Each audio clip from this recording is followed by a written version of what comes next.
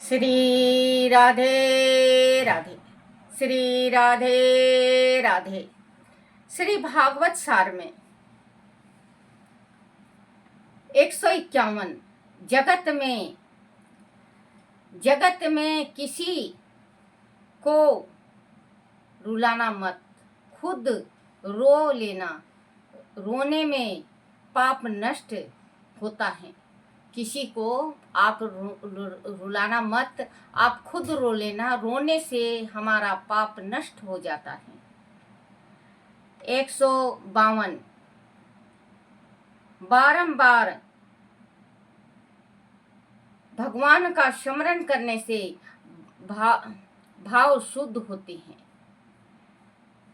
153 वंदन से भगवान बंधन में बंधते हैं। अगर आप भगवान का शरण ले लो, भगवान का शरण ले लो और भगवान से ये कहो कि मैं आपका हूँ और आप मेरे हो, क्योंकि भगवान का शरण लेने वाले के पास भगवान खुद ही बंधन में बंध के आ जाते हैं, क्योंकि भगवान भाव के भूखे होते हैं। ये नहीं कि जैसे घर में, आपके घर में दुर्हांत होता हो, उसके घर में भी भगवान 5 जगह बिल्कुल नहीं प्रवेश होते। बच्चों, आज मैं हकीकत की बात कर रही हूँ कि 5 जगह परमात्मा बिल्कुल नहीं आते। वो 5 जगह कौन कौन सी जगह हैं?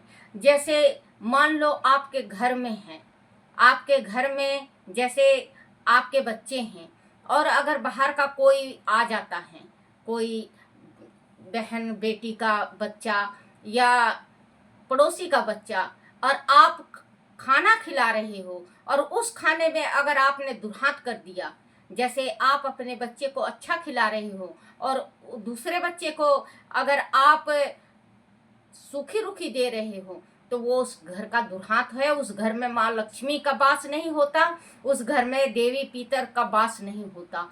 तो अगर आप किसी को भी खाना दो, तो जो आपके घर में आपकी रसोई में बना हुआ है वही खाना देना चाहिए। ये नहीं कि आप दूध मलाई और मक्खन मिश्री के साथ खा जाओ और जो दूसरे को खाना आप रूखा सूखा दो, बल्कि आप रूखा सूखा खा लो और उसको जो आया है उसको अगर आप भोजन सही ढंग से करा रहे हो, तो बच्चों आप ये सोच लो कि आपके पितर को मना रहे हो, आप अपने देवी देवताओं को खुश कर रहे हो।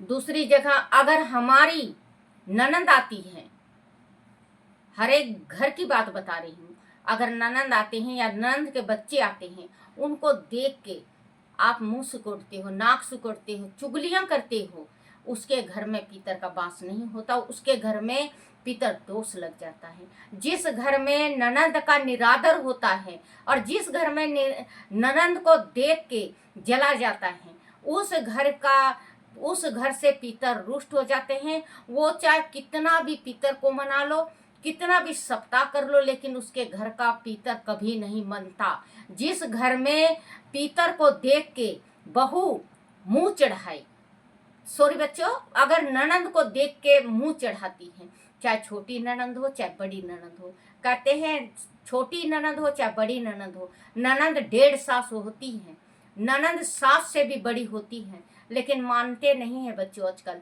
मानना बिल्कुल छोड़ रखा है, क्योंकि जिस घर में ननंद का निरादर होता है उसके बच्चे कभी सुखी नहीं रहते।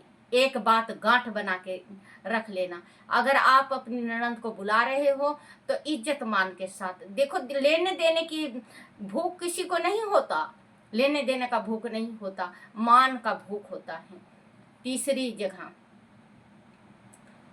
जगह का बता रही हूँ, अगर आप भक्ति करने जा रहे हो, आप पूजा करने जा रहे हो, तो आप पूजा करो तो जिस भगवान का पूजा कर रहे हो, आप मन में बिल्कुल ठान लो कि मेरे हैं, मैं इनकी हूँ। ये नहीं कि आप जा रहे हो शिव जी के लोटा चढ़ाने और विष्णु भगवान की आपने बुराई कर दी, तो शिव हरि कहते हैं कि जाप है एक, शिव हरि शिव हरि, शिव से हरि है, हरि से शिव है।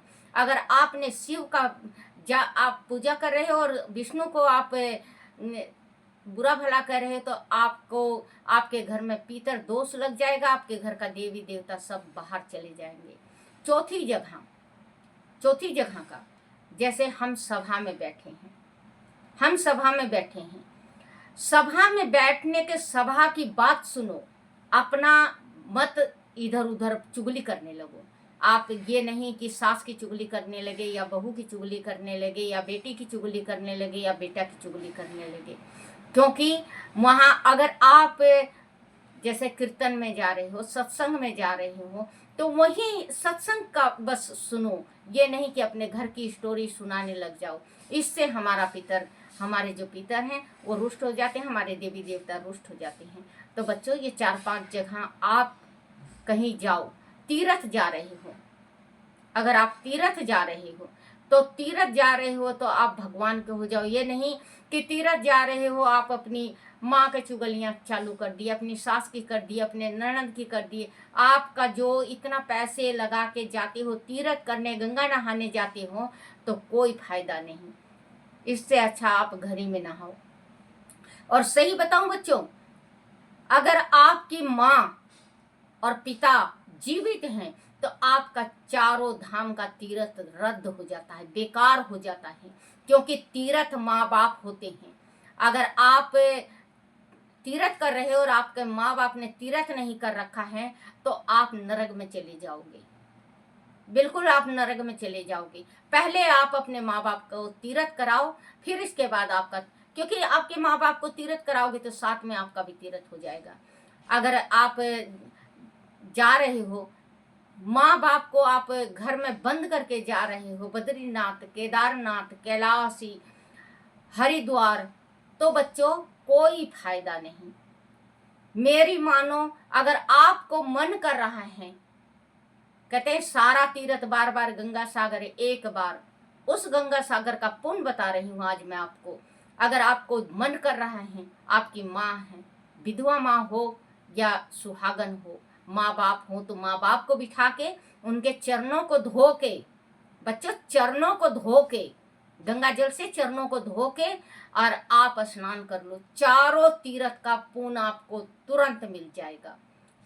माँ बाप के चरणों में तीर्थ है, माँ बाप के चरणों में तीर्थ है, उनका भी मन खुश, आपका भी मन खुश, तीर्थ कर लिए। ये नहीं कि आपके माँ बाप बोल रहे हैं तो आप अपने माँ बाप को उल्टा बोल रहे हो, उससे बहुत तकलीफ होती है।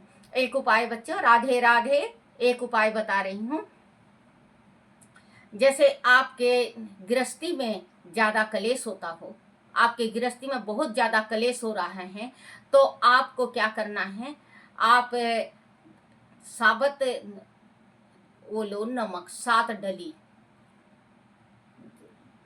वो सिंधा नमक ले आओ, उसको फोड़ लो, 7 डली बना लो। 7 डली बनाने के बाद 7 बीज का दाना डाल दो उसमें, उसके अंदर एक काला कपड़ा ले लो, उसके अंदर 7 डली नमक का डाल दिया, 7 दाने आपने लाल मिर्च के बीज डाल दिए और थोड़ा सा राई डाल दिया उसमें, वो करके और काले ही धागा से आपको 7 दफे लपेट लेना है और उसी में गांठ बना के, और ऊपर आप एक मेन गेट के ऊपर टांग आओ, 2 बना लो, एक मेन गेट के ऊपर टांगो और एक अपने जो आप सोते उठते बैठते हो, जो आपके मियाँ बीवी में नहीं बनता, माँ बाप में नहीं बनता, चाहे आपके बेटा बेटी में नहीं बनता, आप जरूर टांगो, देखो राहत मिलेगी। राधे राधे, राधे राधे। एक दफे जरूर आप इसका आजमा के देखना बच्चों, आपको बहुत राहत मिलेगी। एक एक छोटा छोटा उपाय मैं रोज बताऊंगी, आप सारा सुनो, लास्ट में जरूर आप सुना करो। मैं एक उपाय आपको रोज बताऊंगी, आप उपाय करके देखना, आपके गृहस्थी का उपाय है, उससे फायदा होगा। राधे राधे, राधे राधे।